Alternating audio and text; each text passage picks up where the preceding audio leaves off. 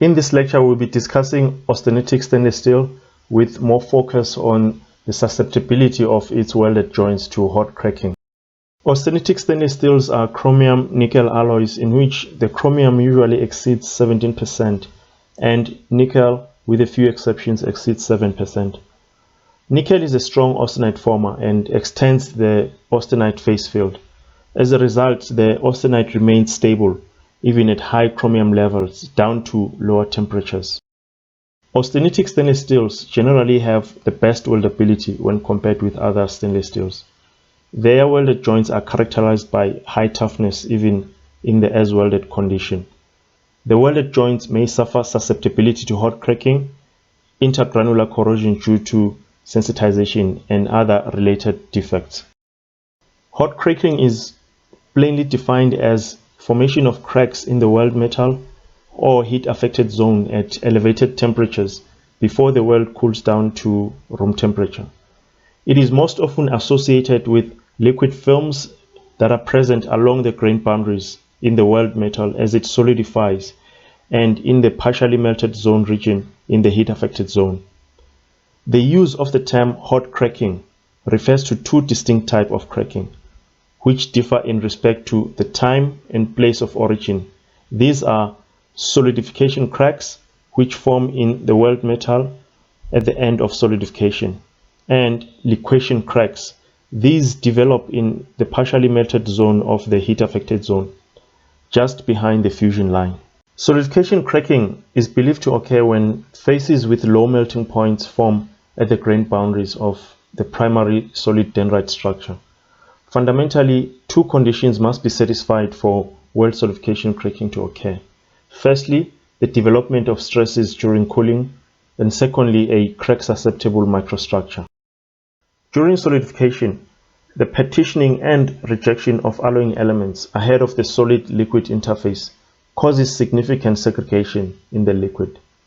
Many of these segregated elements form low melting phases or eutectics to produce highly wetting films at the grain boundaries. These films weaken the structure to the extent that cracks form at the boundaries under the influence of residual stresses that develop during cooling. The mechanism of solidification cracking is illustrated in the figure shown.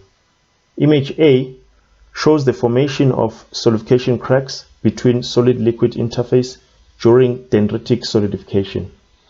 And image B shows the formation of solidification cracks during cellular solidification, preferentially at the weld centerline or between the columnar grains. Liquefaction cracks are associated with melting of grain boundaries in the heat affected zone near the fusion line. If the melted boundaries are enriched with sulfur or phosphorus, this can lead to the development of low melting phases at the grain boundaries. As shown in image C, the heat affected zone is initially exposed to compressive stresses during heating. But when the heat affected zone begins to cool down, shrinkage will occur, which will result in the formation of tensile stresses.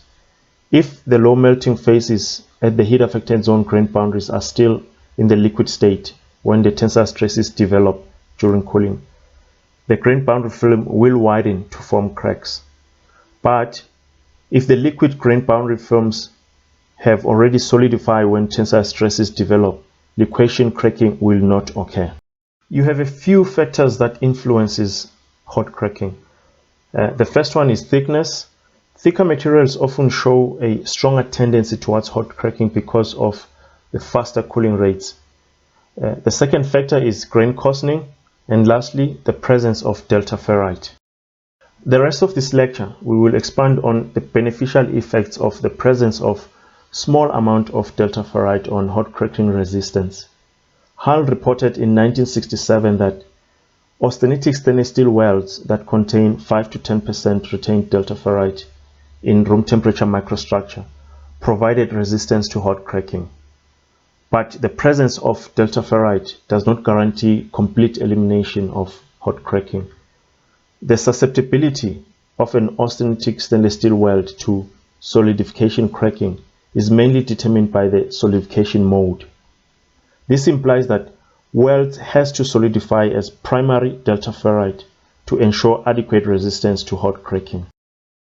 So there are several reasons why stainless steel weld metals that solidify as primary austenite are considerably more susceptible to hot cracking than weld metal that solidifies as delta ferrite. Firstly, during solidification of the weld metal as primary delta ferrite, less sulfur and phosphorus are rejected to the liquid, resulting in a reduction of segregation of these elements in the microstructure. Secondly, the diffusion coefficient of most alloying elements is lower in austenite than in ferrite. This reduces the degree to which homogenization can occur by diffusion in austenite during cooling. Lastly, large grains in the heat-affected zones are hindered by the ferrite to austenite phase transformation that occurs after ferritic solidification. Smaller grain size reduces the likelihood of forming continuous films at the grain boundaries. Solidification mode refers to which phase forms first during solidification between the primary ferrite and the primary austenite. This is the most important factor in controlling hot cracking in austenitic stainless steel welds. Figure 19 shows a vertical section of the iron chromium nickel ternary phase diagram at 70% iron.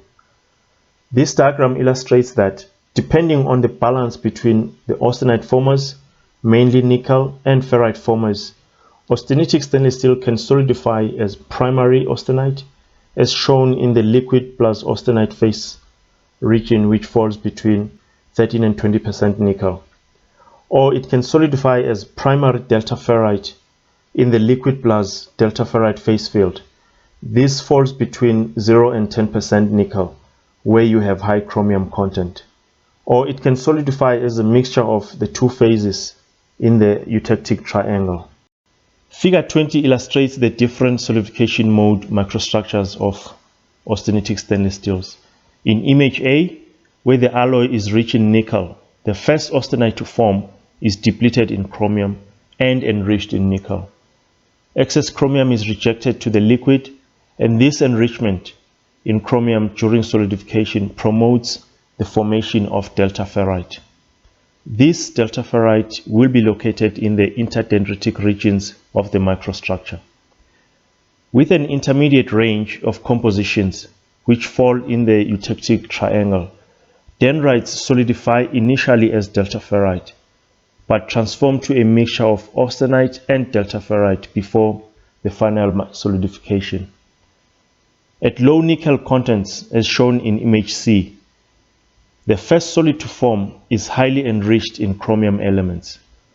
Austenite forming elements are rejected to the liquid phase, so that during the final stage of solidification, local enrichment in nickel between the ferrite dendrites results in the formation of austenite at the grain boundaries. During cooling to room temperature, most of the primary delta ferrite transforms to austenite by solid state phase transformation.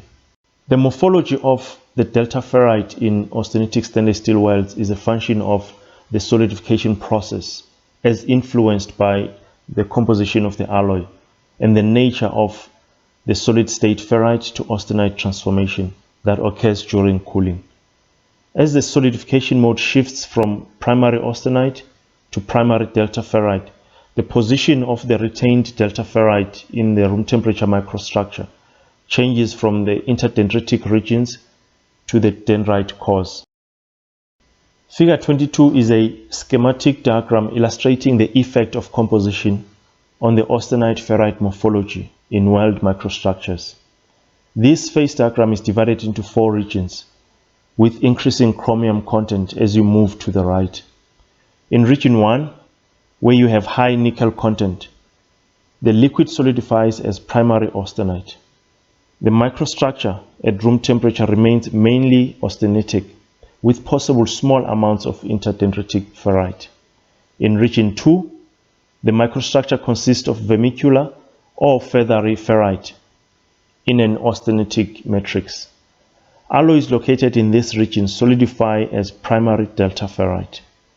Once solidification is complete, the alloy enters a two-phase ferrite plus austenite phase field almost immediately.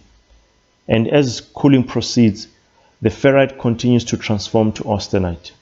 In region 3, alloys in this region solidify as primary delta ferrite, and the room temperature microstructure generally consists of relatively large areas of acicular austenite in a delta ferrite matrix.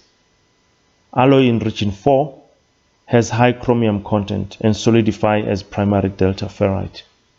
The as-welded microstructure of these alloys typically consists of delta ferrite and Wittmann-Staten austenite. So in conclusion, austenitic stainless steels have good weldability, but full austenitic welds and heat-affected zones tend to suffer hot cracking during solidification. Chemical elements like sulfur and phosphorus that form low melting phases in austenitic weld metal reduces the resistance of hot cracking and must be maintained at very low levels. The detrimental effect of these elements is compensated by the positive effect of ferritic solidification mode, which counteracts the hot cracking tendency of these alloys.